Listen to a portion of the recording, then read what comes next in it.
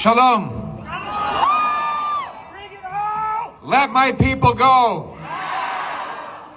It is an honor to stand with you here today, friends of humanity, Jews, Gentiles, people of all backgrounds, Canadians, all people of decency, to stand against the homicidal, genocidal death cult that is Hamas, a death cult that must be destroyed so that we can free the hostages and restore peace for all. I'm joined by the great common sense conservative candidate Roman Baber, who is on the stage today. A proud Jew and a strong voice for his community and for all communities. 6 months ago, plus 1 day, on October 6th, what did we have? We had a ceasefire. What did we have? Hamas was governing in Gaza. Israel was not even in Gaza. Israel had withdrawn its population and its forces from the Gaza territory. And Gaza was ruled over by the iron fist of Hamas in remote control by the tyrants of Tehran, the dictators in Iran who've been supplying Hamas with its weaponry, its logistics and intelligence. And Israel had kept its borders relatively soft so that Palestinians could even cross the border and work on the Israel side, bringing home a living for their family. And in this atmosphere, where there was a ceasefire, where Gaza was not controlled in any way, shape, or form by Israel, an unprovoked attack was unleashed on October 7th, designed to commit the maximum human and civilian devastation in acts of cruelty that cannot even be spoken from this stage, with sadistic delight by those who undertook them. The Israeli government and the Israeli people had not only the right, but the obligation to defend themselves and to fight back and lead to the destruction of Hamas. And here we stand, 6 months later.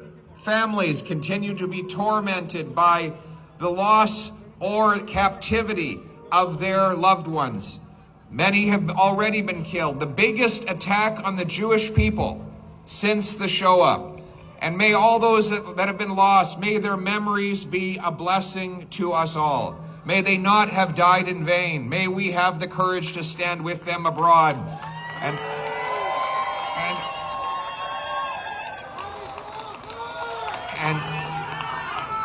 And may we also have the courage to stand up against the violence and extremism at home.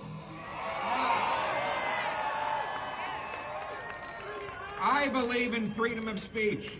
I believe in freedom of expression. I believe you can express any opinion that you want, whether or not it is one with which I disagree. But that does not include the right to firebomb synagogues, to harass Jewish school children, to go outside of Jewish hospitals and terrify the patients coming in and out. That is not freedom of expression. Nor does it include the right to finance, recruit, and organize for a terrorist group. We know that these uprisings, these anti-Semitic outbursts in Canada are not spontaneous. They are well orchestrated. They began almost instantaneously after the October 7th attack. And we know that there are 700 IRGC terrorists in this country who are legally operating. This is the same terrorist group that murdered 55 Canadians by shooting down PS Flight 752. And yet, all these years later, they are legally operating. 700 of their agents are legally operating. Justin Trudeau, shame on you. Now, common sense conservatives will continue a relentless campaign to fully criminalize the IRGC and all the related terrorist organizations. We will fight to remove the bureaucracy, to get funds to protect shuls against violence and terrorism so that you can be safe in your places of worship. We will stand up and fight back against anti-Semitism on our university campuses.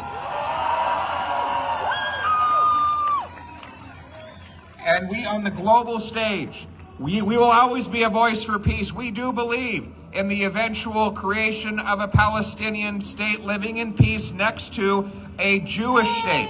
That said, we know that the only way for that to happen is for the full destruction of Hamas. We must destroy Hamas.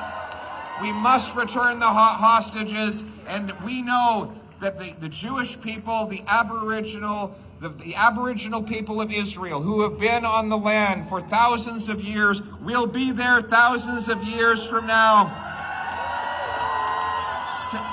celebrating Purim, celebrating Shabbat, celebrating Passover, and the voice and the echo will always go out, Am Israel Chai. Thank you very much.